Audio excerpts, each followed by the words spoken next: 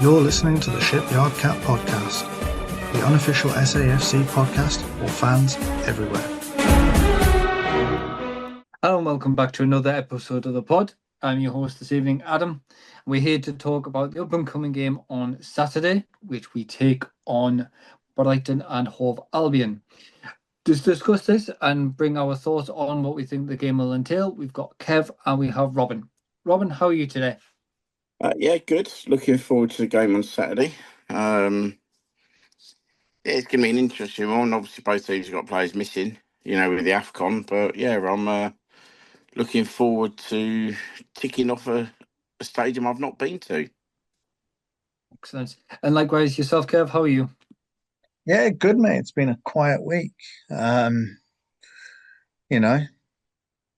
result seems to have quietened down a few people. So yeah, looking forward to Saturday. Hopefully we've got another group of fans that are going to be enjoyable. Yeah, the Amex is a ground I have been to when I lived obviously down that way, but yeah, a bit far for me this one. So I'll let Robin take the honours of an away day. Indeed. Let's kick off proceedings straight away. I'll touch on what we think of what Brighton can bring and things like that, because obviously we know they've got former players in Danny Welbeck and Tommy Watson. But I just want to touch on base similar to what you just mentioned there, Robin. Both teams are going to be without a few players due to AFCON.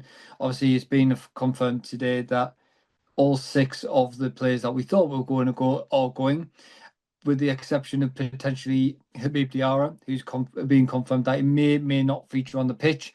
Then he'll fly over afterwards. Our thoughts on how we'll perform without those integral players. Obviously, I'm keeping Habib as possibly playing, so the others. I mean, the two that we're going to miss, to me, we're going to miss all of them, obviously, but the two I think we're going to miss more than the others are Ronaldo and obviously No Siddiqui. I think they're the two biggest misses. Obviously, we've got Romain Mundle back.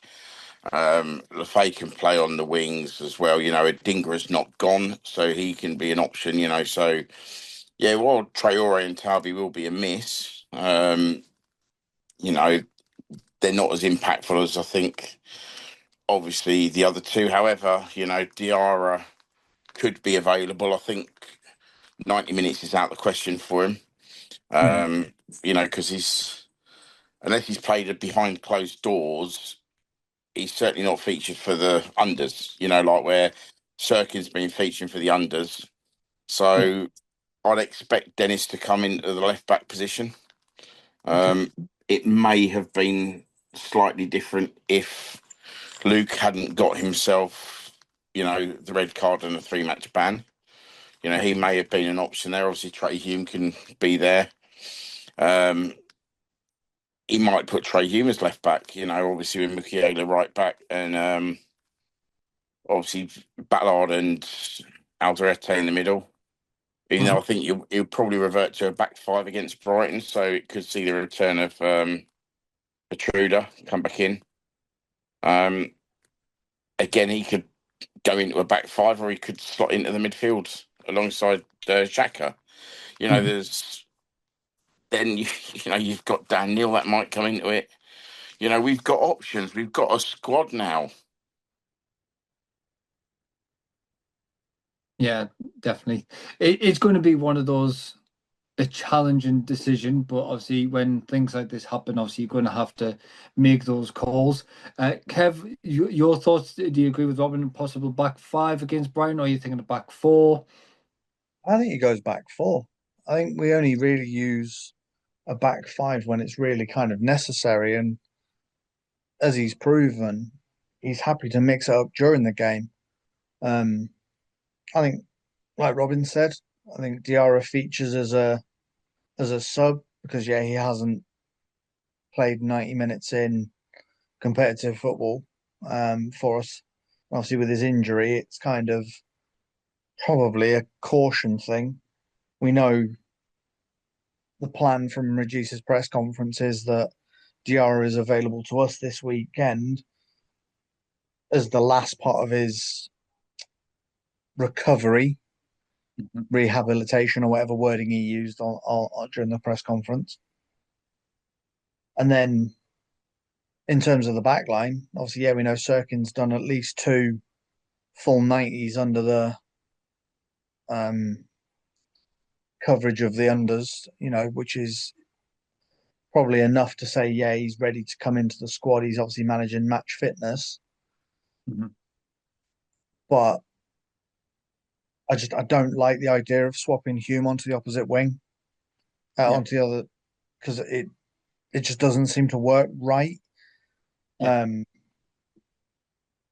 think it's difficult, isn't it? Like you say, because Aldrete's done really well. Obviously, Hume, Mukiele, and Ballard. That's probably your back 4.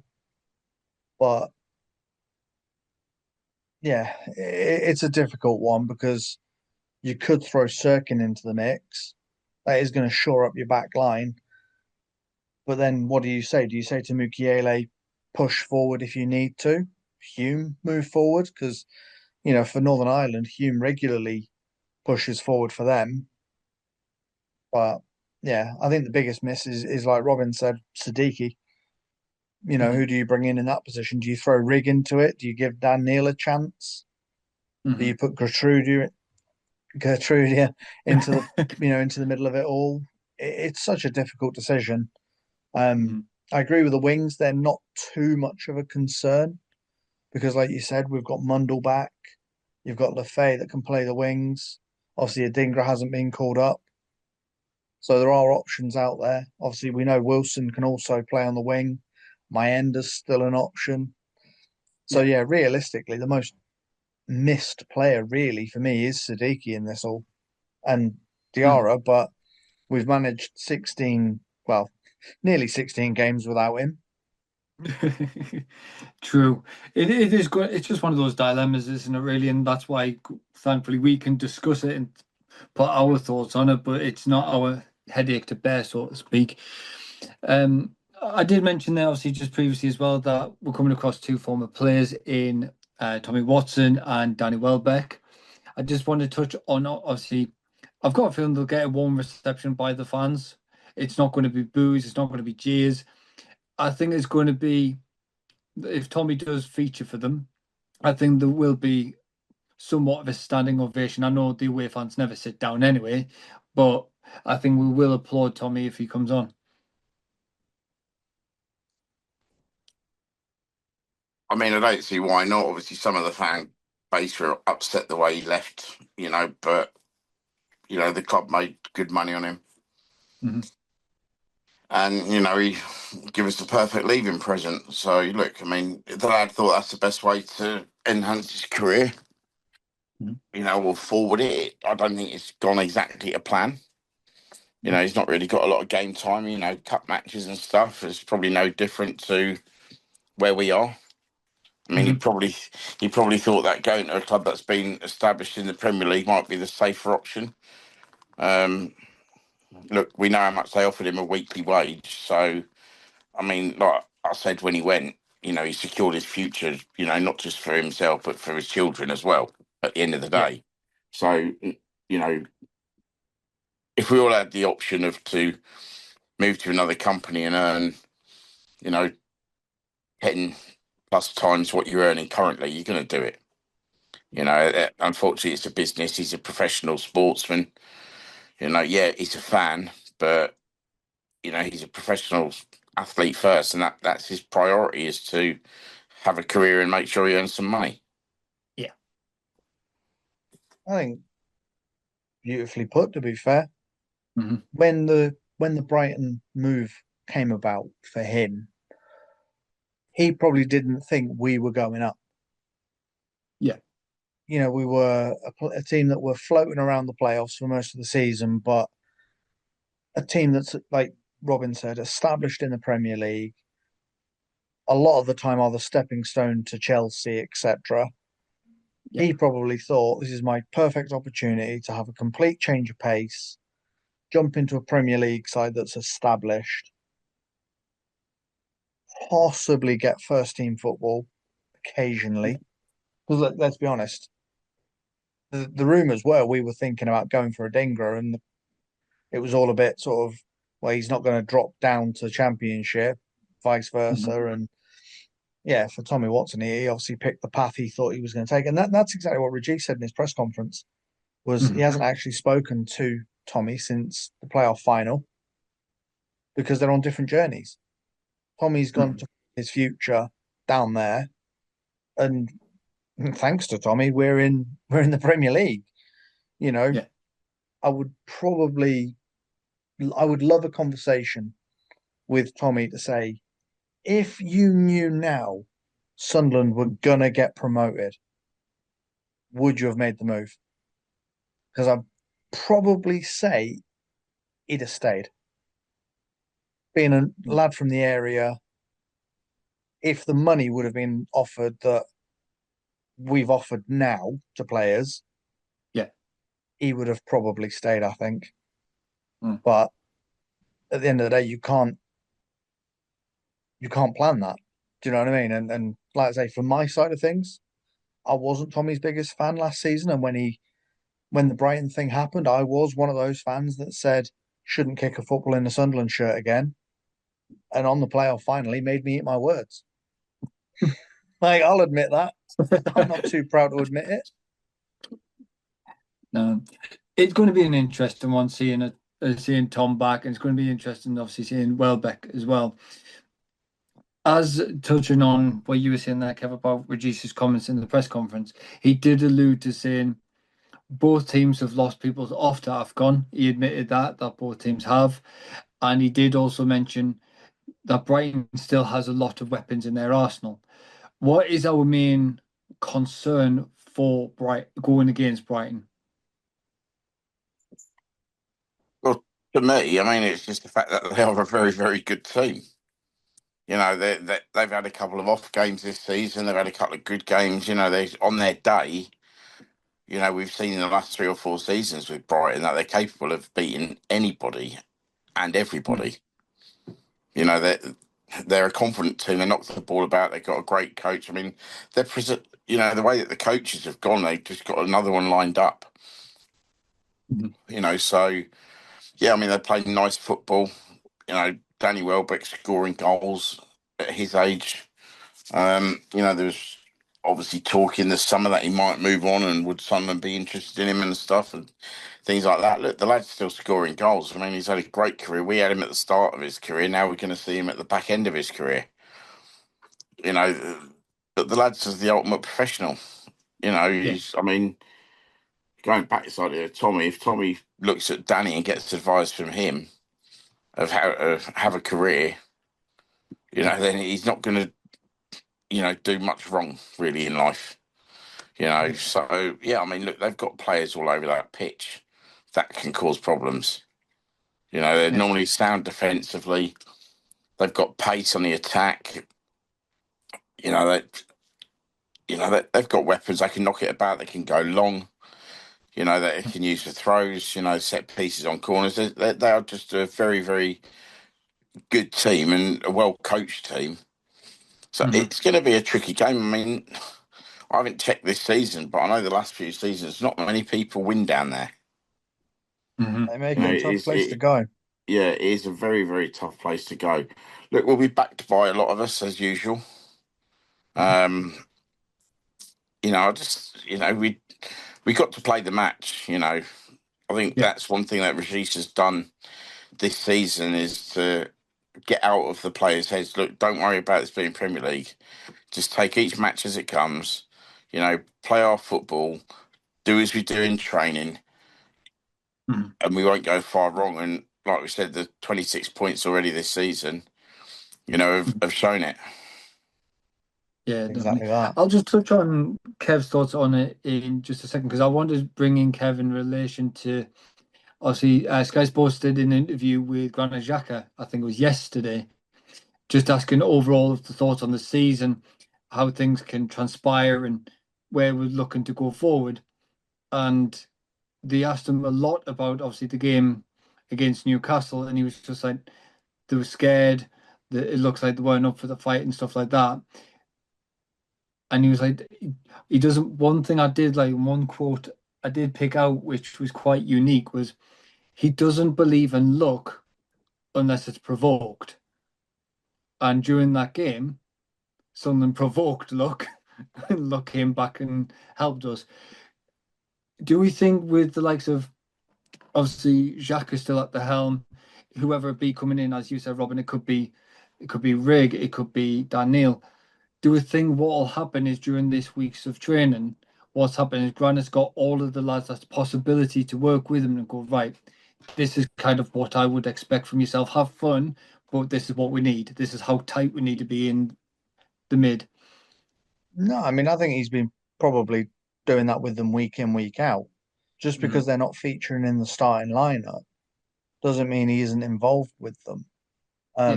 He'll have just had his squad to choose from, if that makes sense.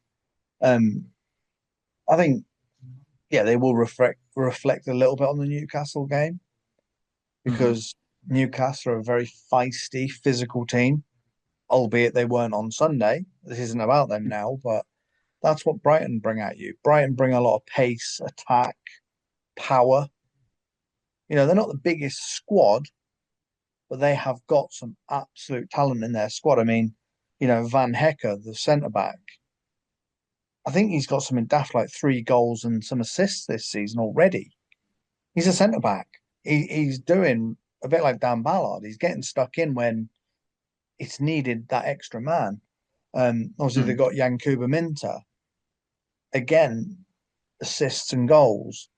Obviously, they've got Jorginho Rutter as their main striker, who I believe in the summer was linked to various moves. And then that's before you even then start talking about the likes of Baliba, who's their centre mid, sort of Siddiqui type player, who Chelsea, Man United, Man City, and Arsenal are all interested in. Brighton have the hardest thing Herzler's got at Brighton is holding on to his assets. And this game's yet another opportunity for them to show off how good they are. Because in 2 weeks' time, the window opens, and the first thing scouts do is look at your performances over the last few months and go, oh, actually, we do want that in our squad. So, we're in for a challenge. We are in for an absolute battle at the weekend. It's one of, if not the longest away trip. It's a long old journey when you think we had a very, very physical game on Sunday. There are teams that are playing Saturday to Saturday. So when you're playing Sunday to Saturday, that is 1 day less to recover. And I do think it takes it out of a few of the lads, but they've lost a few to AFCON. We've lost a few to AFCON. This is probably the chance for us to try and go and get 3 points in another fixture that everyone probably writes us off in. Yeah, definitely. They've still got Matoma on their books. I believe so. Yeah, I believe so. I just don't think he's featured recently because of the sort of job that Yankuba Minter and that Gomez are doing. But again, it's another player like you've just said that they can throw into the mix and mix things around. I mean, you just list their squad. I mean, they've got Vifa, the right back, I think he is. Obviously, he plays with Roofs for the Netherlands. So they all know there's a lot. They've just got a lot of talent. I'm not going to lie, there's no way of dressing it up. And obviously, like I said a minute ago about Rutter, one thing he does quite well is he drops back into the 10 role when they play with Welbeck up front. So they have got a lot of tools in their arsenal if they need them. And we already know how Van Heck plays due to the fact when obviously we were linked with him a few seasons ago, I believe. I think we touted him was it on the loan we tried to get him? I can't remember specifics of that. Because I know myself, you and Robin spoke off pod a lot about him, how much of a talent he is, and obviously he is doing very well with them at the moment. But obviously, once again, we can just go there and play our style, don't we? That's all we need to do. Just play our style football, make our voices heard, and just do what we can to get those 3 points across the line. And I think all we need to do is just think to ourselves, soon enough, in a couple of weeks, we'll have the majority of those lads from AFCON back. Depends on how well they do in the tournament, it could isn't it? It could be a while till they're back. I mean, I'm just looking at the thing now. Belieber's off on international duty. Duncan Gomez are both suspended. Woohoo!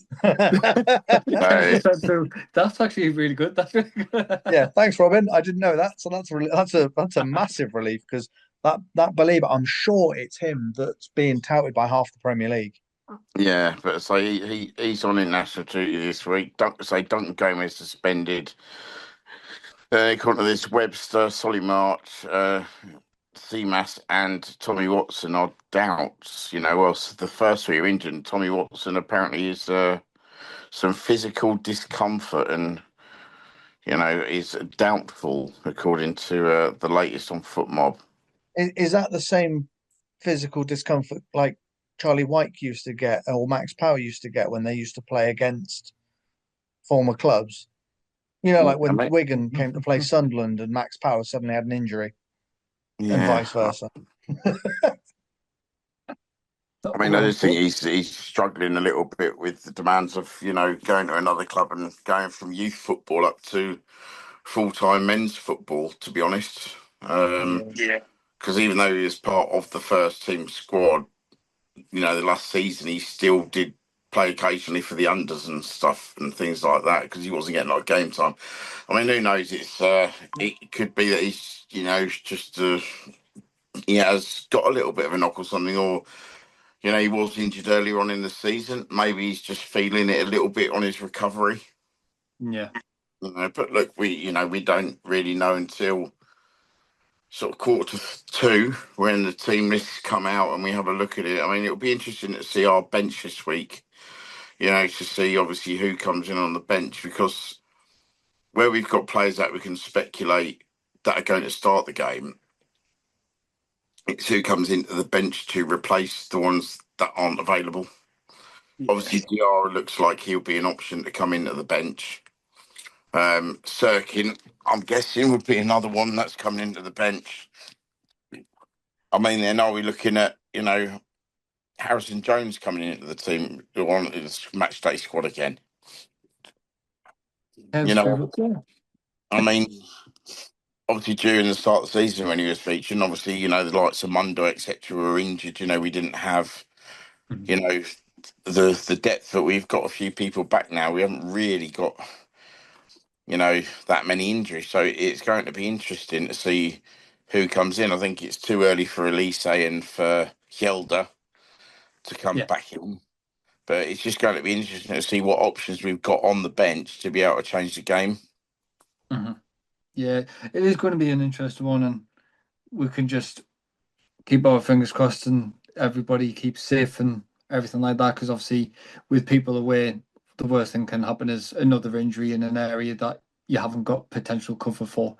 But I don't think... Go on, sorry. I'll say what we've got to think about this week as well. I mean, look, Sadiqi's, home and dry now on the suspension, but Xhaka's got 3 more games to go before he could possibly pick up a one-game ban. Yeah. And obviously we've got Brighton, then Leeds, and then City. We really not want him to pick up a card in either of those 3 fixtures. I mean, he's done well the last few weeks just to avoid one, especially at the weekend. Yeah. But with the other players now missing through AFCON, we really don't want to be without Granit Xhaka. Yeah, agreed. I generally don't think there's much else to cover on this one. So I think we'll just get some rough idea of predictions and our thoughts, because how long of a drive is it for you, Robin, to get there this weekend? Hour and a quarter. So it's not too bad for you. It saves you mileage. Excellent. Let's get some predictions under the way then. We'll start with Kev, get his predictions over and done with. What's your thoughts, buddy? I'm happy coming away with it with a point. I'd take a 1-1 on this one. I think they're a tough place to go, and I think just go down there, like Robin said, go and get a point or avoid cards is probably the biggest thing. I mean, when you get an elbow to the face in the 90th minute, how he didn't react, I will never know. How he kept his head and didn't get a yellow card, Xhaka, against the scum. Yeah. Yeah, hopefully he can go to Brighton and do the same. Just go and get the points, avoid the yellows, and then we face Leeds. Yeah, which will be the big test of people's card ability, shall we say. That's the one, yeah. And go on then, Robin, your predictions. Sort of similar with Kev, I'd be happy coming away with a point. But I'm thinking it's probably going to be 2-2. Okay. And I think, they score a lot, but they concede a lot. We need to start scoring or taking our opportunities, I should say. We do create them. And yeah, we did. It wasn't a great game last weekend, as in chances and stuff like that from either teams. But, it's got to come at some point. I mean, it's weird. I'd rather Xhaka, if he's going to pick up a booking in the next 3 games, I'd rather him avoid this one because I think home to Leeds, we need Xhaka. Yeah. We said it before, Man City, it's a free hit in a way. We're not expected to get anything out of them. Look, it's going to be a great occasion. New Year's Day evening at home, under the floodlights, and the cameras and things. It's going to be great. And obviously he's going to want to play in that. But, we've got to look at it and think, well, if we can get something from Brighton and then 3 points against Leeds,